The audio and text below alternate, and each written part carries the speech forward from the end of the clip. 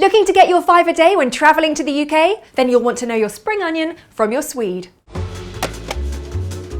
We say tomato, you say tomato. We say potato, you say potato. You say cilantro, we say coriander. Yep, there's often more than a difference in pronunciation when it comes to what we call our veggies here in the UK.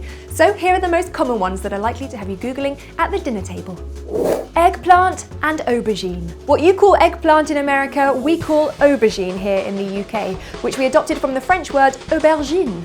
The US term eggplant is named after the white and yellow version of the vegetable, which kind of resembles a goose egg.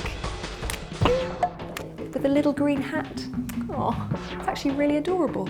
Eggplant or aubergine emojis have recently hit the headlines, as some people have been using them in a rather explicit manner on social media, leading to them being banned on Instagram. Hey, is that an aubergine in your latest Instagram post, or are you just happy to see me?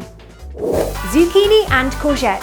Zucchini, or courgette as we say here in the UK, is a squash that originally came from Central and South America, but eventually made its way to Europe by the end of the 15th century. Between 1880 and 1920, Italian immigrants settling in America brought the word zucchini with them, and it basically stuck. Courgette is actually a far more recent word and only entered the Oxford English Dictionary in 1931. Again, it's taken from the French word courgette. Yeah, I'm starting to sense a theme here. If you know the Katy Perry song California Girls, Snoop Dogg uses zucchinis to rhyme with bikinis, martinis and weenies. I wonder if courgette would have worked as well. Courgette, an outfit in which you get wet. Oh yeah, I give up. Arugula and rocket. Rocket sounds like it was given this awesome sounding name to encourage vegetable-averse kids to eat their greens. We are ready to launch Green Rocket into space. Target location, the black hole. In 3, 2, 1, blast off!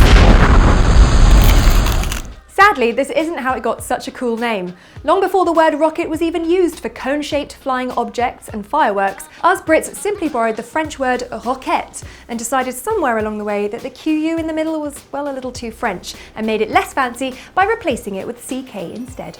In America, Italian immigrants brought the term arugula with them, where it eventually evolved into arugula. But to us Brits, this kind of sounds like you've got something stuck in the back of your throat. Arugula? Arugula. Rutabaga sounds like such a fun and quirky word to us Brits. A cross between a cabbage and a turnip, this type of squash was found to be growing wild in Sweden. We originally called it Swedish turnip, but this has since been shortened to Swede here in the UK. But rutabaga also has Swedish roots, and it comes from the Swedish term rutabaga, meaning root ram. Scallion and spring onion. These might look the same on the face of it, but apparently there is actually a difference between scallions and spring onions, and it's all to do with the bulb. Scallions are straight and never grow a bulb at the end, whereas spring onions do.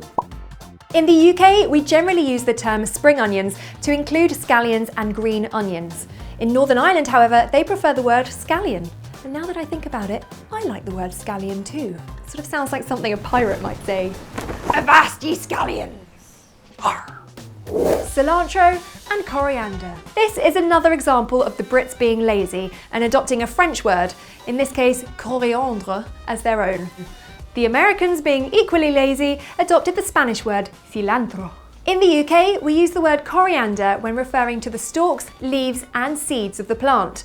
But in America, cilantro is used just for the leafy part, and coriander is used when referring to just the seeds, often ground into a powder and used as a spice. Whatever you want to call it, just don't put it on whatever I'm eating, as I cannot stand that soapy tasting herb. Or herb, as you say across the pond. It's horrible. Or should I say horrible? Beets and beetroot. Beetroot comes from the Latin name Beta vulgaris, but is known in the US simply as beets, because, well, Americans are generally super busy, and that second syllable gobbles up a lot of time. Which British fruit, veggie or herb names have baffled you in the past? Tell us in the comments or tweet us at Anglophenia. Just don't use the eggplant emoji, no matter how excited you are. You can head over to Facebook and like our page too. Oh, that one has a really sick beat. This one is sweet. This one is radish. You're gonna want to tuck into that one.